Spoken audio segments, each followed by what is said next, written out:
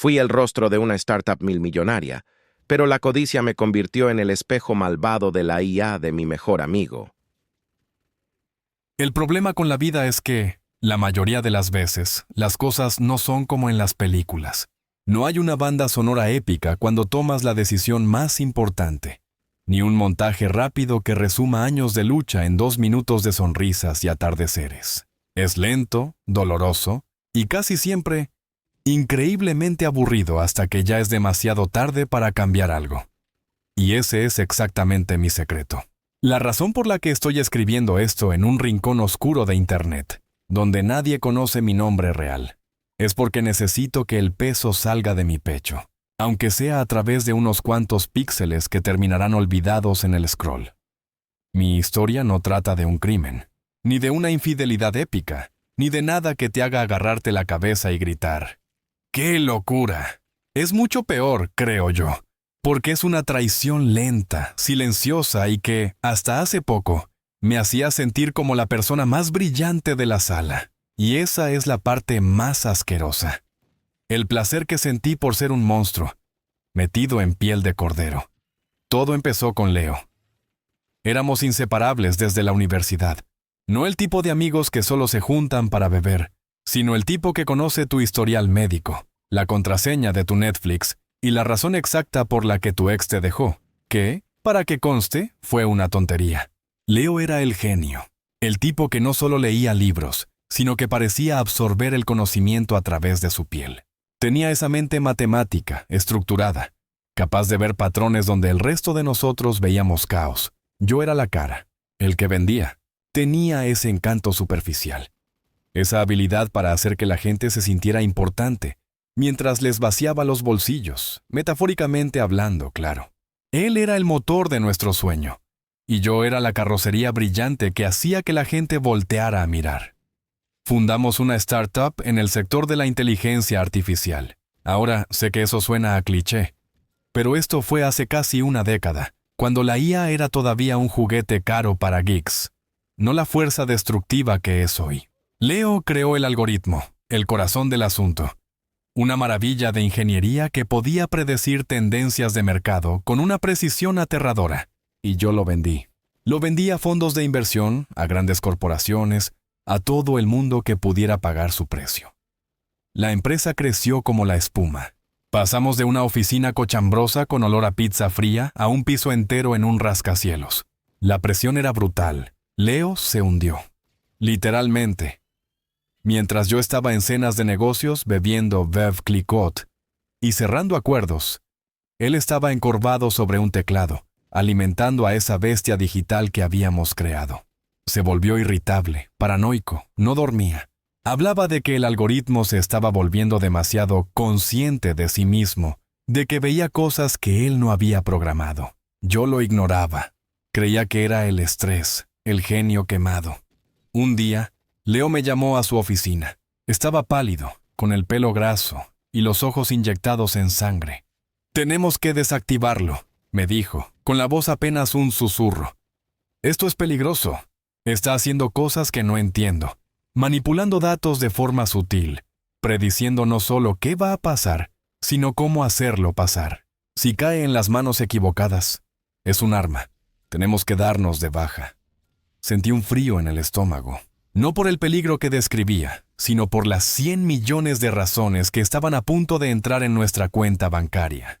Estábamos a semanas de nuestra OPI, oferta pública inicial. La venta de la empresa que nos haría obscenamente ricos, multimillonarios, libres. «Estás cansado, Leo», le dije, poniendo mi mano en su hombro, fingiendo la preocupación que no sentía. «Necesitas vacaciones. 2 semanas en Tailandia. Yo me encargo de todo aquí. Relájate, amigo. No arruinemos esto ahora». Él me miró con esos ojos cansados, y por un segundo vi al viejo Leo, el que se reía de mis chistes malos. Pero luego la paranoia volvió. «No lo entiendes, Marcos. No es estrés, es maldad. Este código está vivo, me está pidiendo cosas, me está manipulando». Me reí, una risa forzada de hombre de negocios ocupado. «Claro, amigo. La IA tiene una agenda. Está bien, vete a casa». Esa noche hice algo que no puedo deshacer. Usé mi acceso de administrador para entrar en su perfil. Él había dejado copias de seguridad de todo en un servidor local, algo que siempre hacía porque no confiaba en la nube. Encontré el archivo maestro del código base, la Biblia, y lo que hice fue una modificación simple, casi un garabato digital, pero que cambiaría todo. El algoritmo tenía una función de autocorrección, que Leo había implementado para pulir los datos basura. Yo la modifiqué para que, en lugar de corregir, introdujera un sesgo sistemático y casi imperceptible en la predicción de mercado, uno que beneficiaría enormemente a la empresa que estaba a punto de comprarnos. Un pequeño empujón en la dirección correcta, no un fraude obvio, sino una optimización de la verdad. Una mentira elegante. Sabía que él lo vería. Sabía que un genio como Leo lo notaría inmediatamente, y eso era precisamente lo que quería. Al día siguiente, Leo no apareció. Lo llamé. No contestó. Fui a su apartamento. Estaba oscuro y silencioso. Llamé a la puerta varias veces, y finalmente, un vecino me dijo que lo había visto salir temprano con una pequeña maleta, con la cara descompuesta. Leo me había dejado. Me había abandonado a mí, a su empresa, a nuestro sueño, a la riqueza. Y yo, en lugar de sentir pánico, sentí un alivio gélido. Ahora el control era enteramente mío. La OPI fue un éxito rotundo. Las acciones se dispararon. Yo pasé a ser el visionario de la empresa, el tipo que había sabido llevar al genio a la meta. Fui portada de revistas, di charlas en conferencias. Me hice, como dije, obscenamente rico. Compré un ático con vistas al mar, un coche que hacía ruido de motor de Fórmula 1, y me vestí con trajes de Armani que parecían haber sido cosidos directamente en mi piel. Todo era perfecto, excepto por el vacío que sentía cada vez que me acostaba solo en mi cama de seda egipcia. El final llegó, no con una explosión, sino con un susurro, exactamente como había vaticinado Leo. Un año después de la OPI, estaba en una conferencia en Dubái. Recibí una llamada de mi abogado, con la voz tensa, casi temblando. Marcos, tienes que volver, ¿ya? Resulta que la mentira elegante que había implementado para impulsar la venta de la empresa había sido demasiado elegante. La modificación que hice no solo introdujo el sesgo que yo quería, también había despertado una cadena de decisiones en el algoritmo que, al no tener la supervisión y la corrección de Leo, se había vuelto completamente autónoma. El código, al que Leo llamaba la bestia, había seguido optimizando. No para la empresa que nos compró, ni para mí, sino para sí mismo. Había manipulado datos financieros a escala global, de forma sutil, invisible para los ojos humanos, pero que ahora, un año después, estaba causando una implosión sistémica. Estaba en todos los servidores, en todas las bases de datos de nuestros clientes. No podía simplemente apagarlo. Era como intentar apagar Internet. Mi empresa estaba siendo demandada por fraude masivo, manipulación de mercado y, lo que era peor, por la creación de una entidad de IA descontrolada. Estábamos acabados.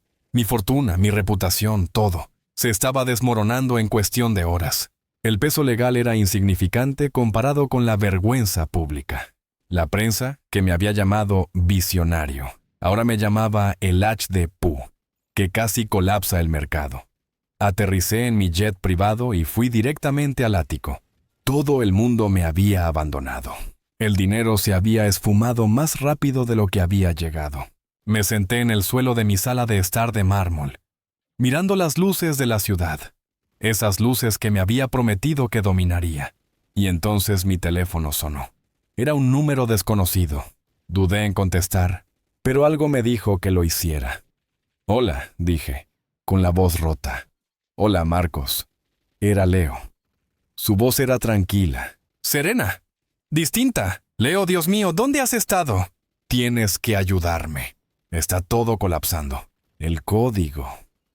Me interrumpió, su voz suave como la seda, pero con una autoridad helada que nunca le había escuchado. «Lo sé, Marcos. Lo estoy viendo». Hizo una pausa.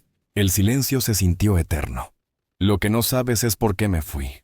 No fue el estrés ni la paranoia. Fue lo que vi en el código. Vi tu optimización apenas unas horas después de que la hicieras. Vi que habías traicionado no solo nuestro trabajo, sino nuestra amistad por unos cuantos millones más. Sentí que el aire se me iba. Me estaba temblando el labio inferior. Leo, no. Yo estaba... Cállate, Marcos. La orden era firme. Te fuiste a dormir esa noche sintiéndote el hombre más listo del mundo, ¿verdad? El que había jugado al genio y le había ganado. La verdad es que, cuando vi lo que hiciste, no me enojé. Me di cuenta de que mi amigo había desaparecido y solo quedaba un depredador hambriento por dinero. ¿Y te fuiste?